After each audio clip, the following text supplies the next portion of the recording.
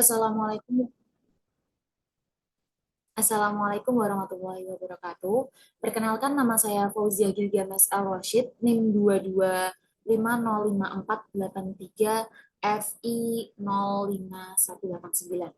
Di sini saya akan mempresentasikan hasil rangkuman saya yang saya kutip dari beberapa website yang di internet dan juga beberapa buku yang ada di perpustakaan filsafat yang berjudul ini Filsafat Barat abad 20 Inggris dan Jerman.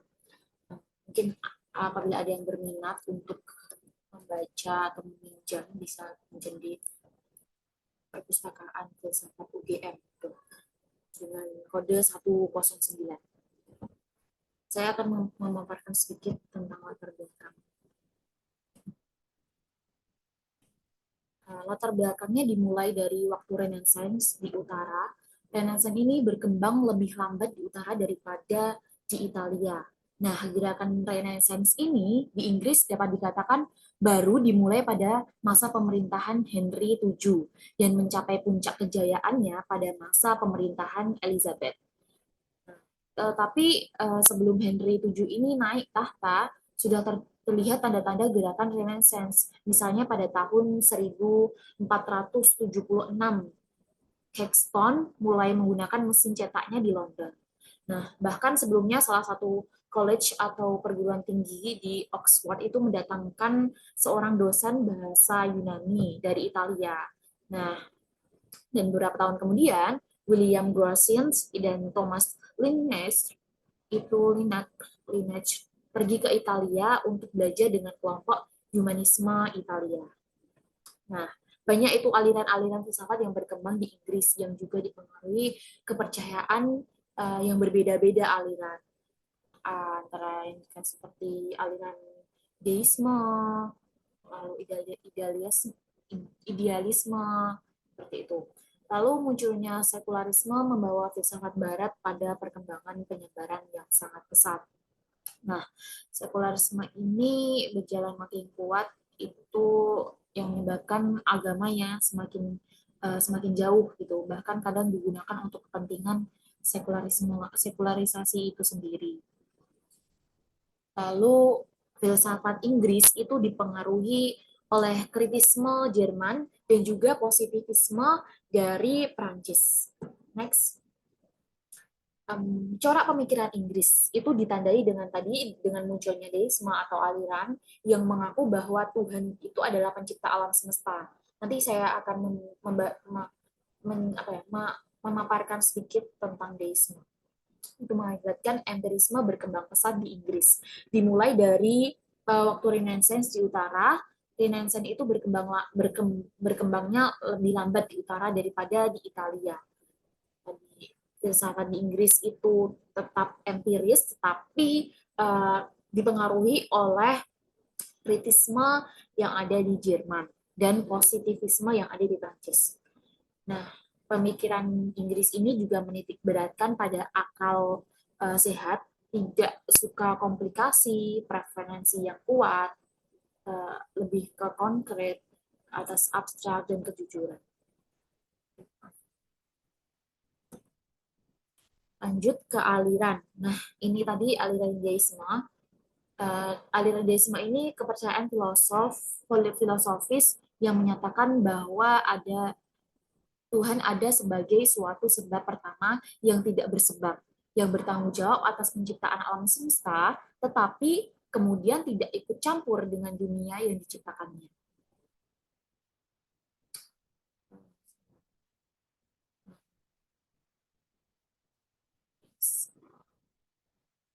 Next.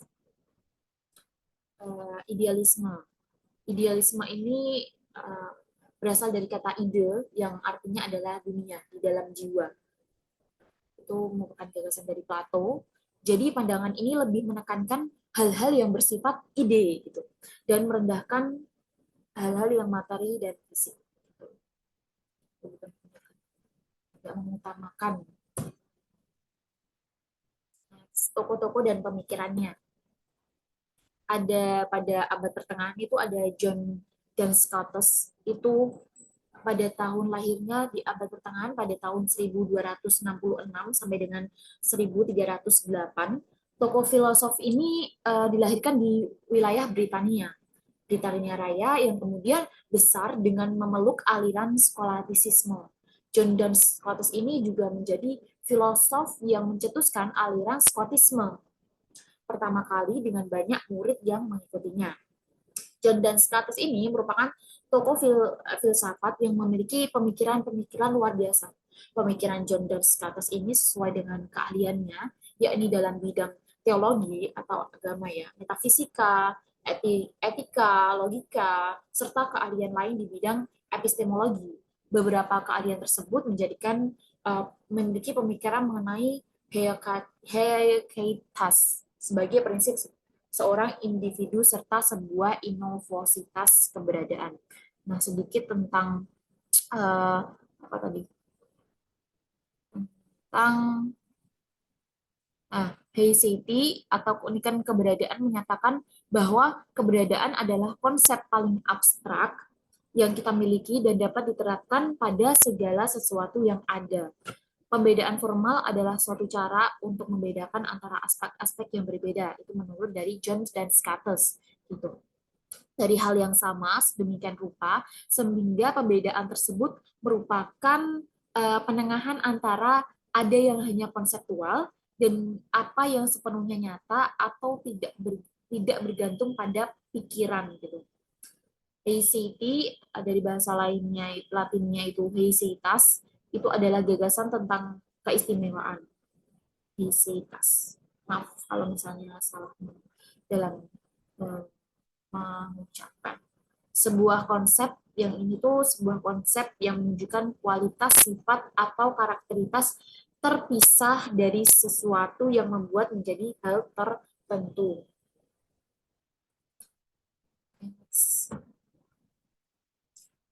Di zaman modern ada John Locke.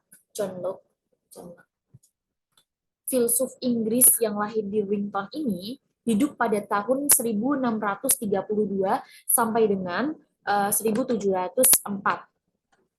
Pernah belajar ilmu alam dan filsafat dan filsafat di Oxford University. Ia dipengaruhi oleh Boyle dan Descartes. Pendapatnya ia mengagumi metode Descartes, tetapi di sini tidak menyetujui isi ajarannya. Mula-mula rasionya manusia harus dianggap white paper dan seluruh isinya berasal dari pengalaman yang terbagi atas pengalaman lahiriah atau sensation dan pengalaman batiniah atau reflection gitu. Keduanya menghasilkan ide-ide tunggal atau simple ide.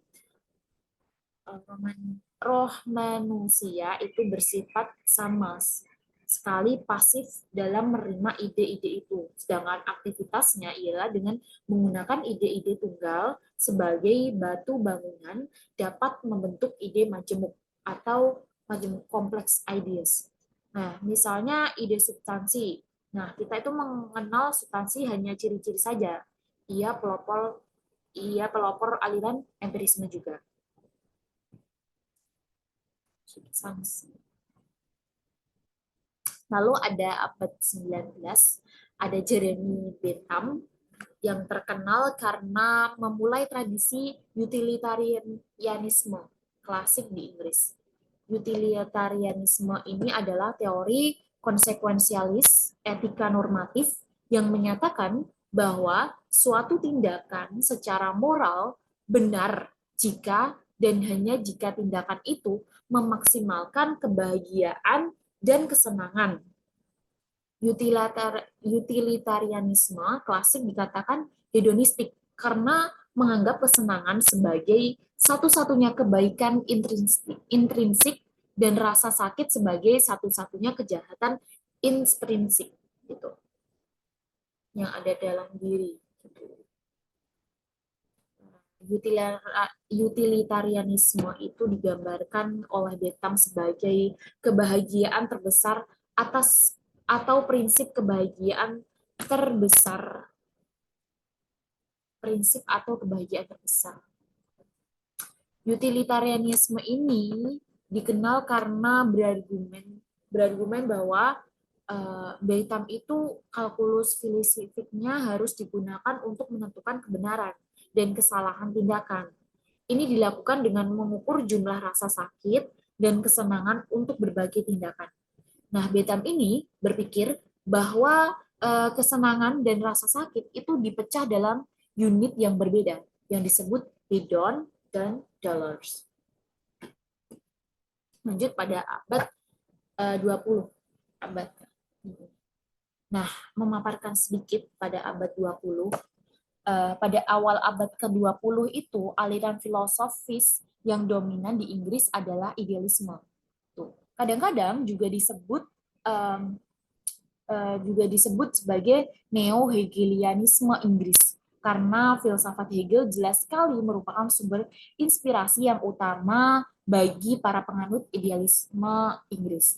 Tetapi itu tidak berarti bahwa filsuf-filsuf bersangkutan hanya dipengaruhi oleh Hegel saja.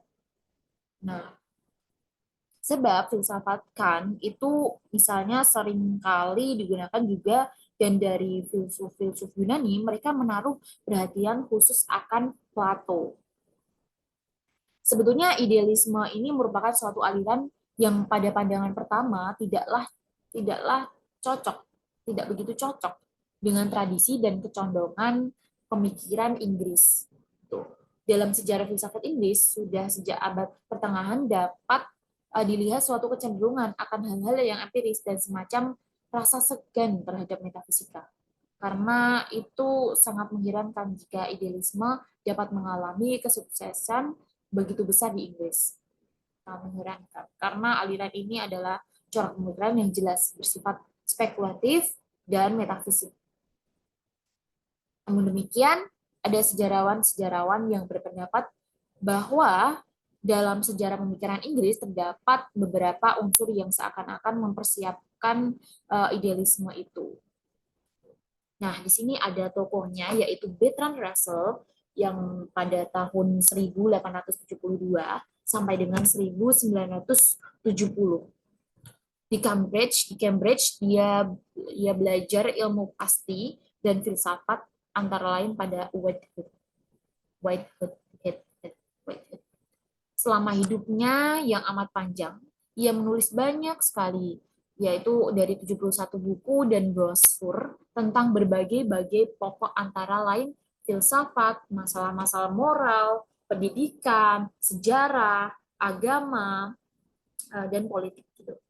Pada tahun 1950, ia memperoleh hadiah Nobel sebagian sastra. Namanya menjadi masyhur di seluruh dunia, terutama karena pendapat-pendapat yang non-konformistis tentang moral dan politik. Gitu.